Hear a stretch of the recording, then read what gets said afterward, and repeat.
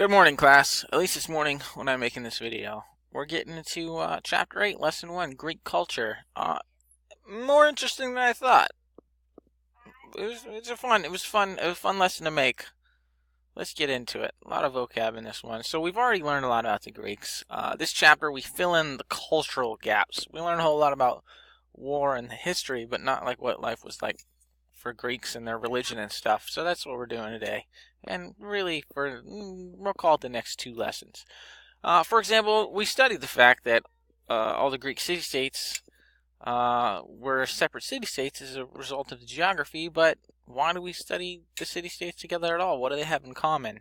I'm about to tell you what they all have in common because this is Greek culture. Let's talk about it. Onward.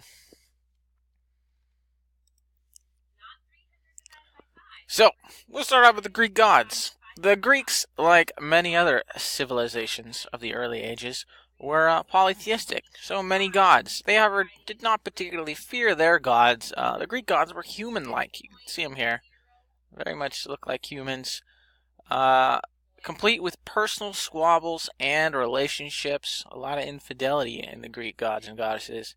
According to Greek myth, the 12 most important Greek gods lived on Greece's highest mountain, Mount Olympus. You can check out some of these Greek gods here with the graphic below. I actually linked it to the wiki with all the Greek gods. Some of them are naked. Get over it. Yeah. But yeah, most popular would be Zeus, Hades, Poseidon with his trident. Apollo's pretty famous. Hercules pretty famous. Some of the less well-known ones would be Dionysus, Hestia. Not a lot of people know Demeter. Yeah, they're fun though. It's cool, and there's a lot of movies about these Greek mythology. We'll talk about that in a little bit. So Zeus is the top dog of all the Greek gods. All Greeks honored Zeus, but each city-state picked their own kind of god to honor. For example, Athens was Athena. Yep, there she is. Sort of this warrior goddess-like character. There would be a temple for that city-state's god or goddess of choice in the city-state, usually in the Acropolis. The people would leave sacrifices for their gods, and rituals, aka religious ceremonies, would be performed to please that god, which would bring some type of reward, hopefully. At least, yeah, that's what they hoped. Oracles lived in the temples and would communicate between the gods and the people.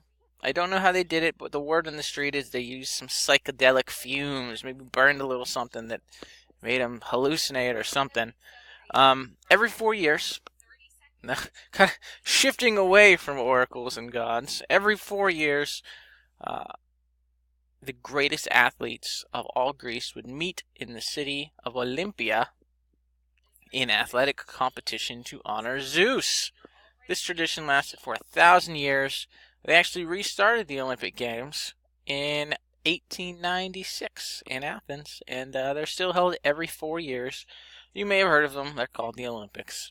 They're actually talking about an idea thrown out there. Now the Olympics change. With summer games and the winter games, they're always in a different city, and it's always a giant mess, and they argue about whether or not it's good for the city or bad for the city. They're talking about doing it just in Athens again. So wouldn't that be something? Have one Olympic city. That'd be just like the old days. That'd be cool. Alright, moving on. Epics and fables. This is fun. There's some pretty awesome epics and fables from Greek culture that we still tell today. Greek poems are considered the oldest literature of Western civilization. 2 of these epics were written by Homer. They're called the Iliad and the Odyssey. These are tales based around the Trojan War, which we learned about back in the last chapter. In the Iliad, it is essentially the tale of the Trojan War, how the Prince of Troy snuck back to Troy with his new wife Helen, the most beautiful woman in the world, that he nabbed from a Greek king, and then boom, here comes Greece to go invade Troy, take out the city, because they jacked the wife, they stole her. Yeah, boom, insta-war. The Greeks could not break the walls of Troy, and they had to sneak in. They had to pretend that they ran away and left a present, a big giant wooden horse, for the Trojans, and then the Trojans wheeled it in. had a celebration, and in the night when everyone was passed out, a couple of Greeks popped out and opened the gates, and boom, Troy is gone. They actually made a pretty cool movie about it, starring Brad Pitt. I want to say this was early 2000s.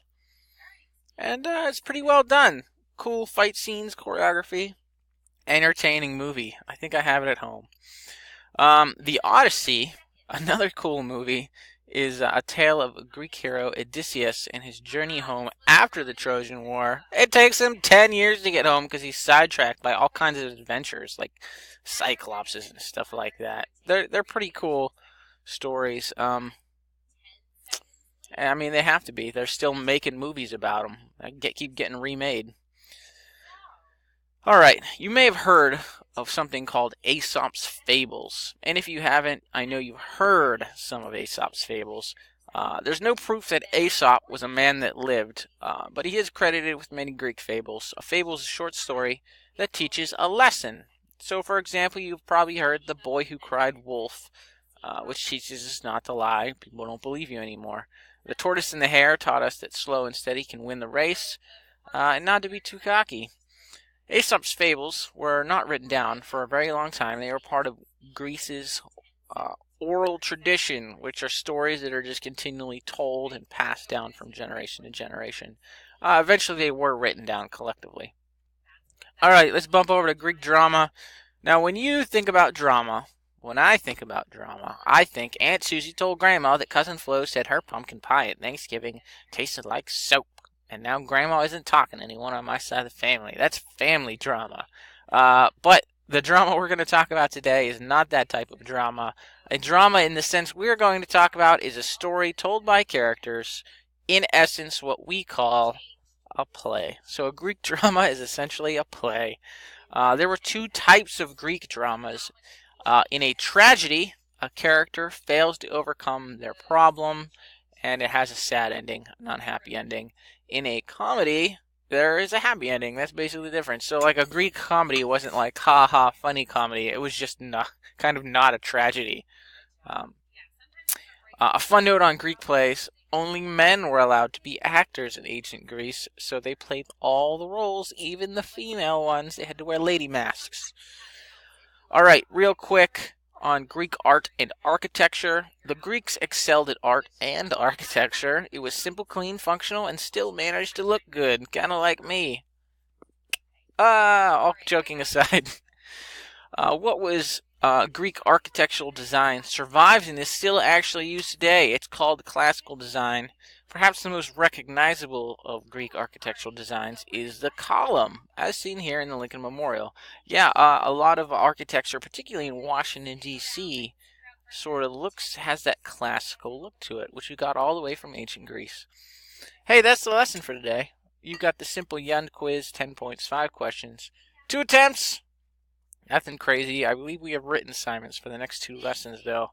There's a lot of writing coming up, so I'd say brace your writing hand, but we're going to type, so just practice your finger crunches. It's a good burn. Anyways, yeah, have a wonderful day. Let me know if you have any questions. I hope you enjoyed the lesson. Take care.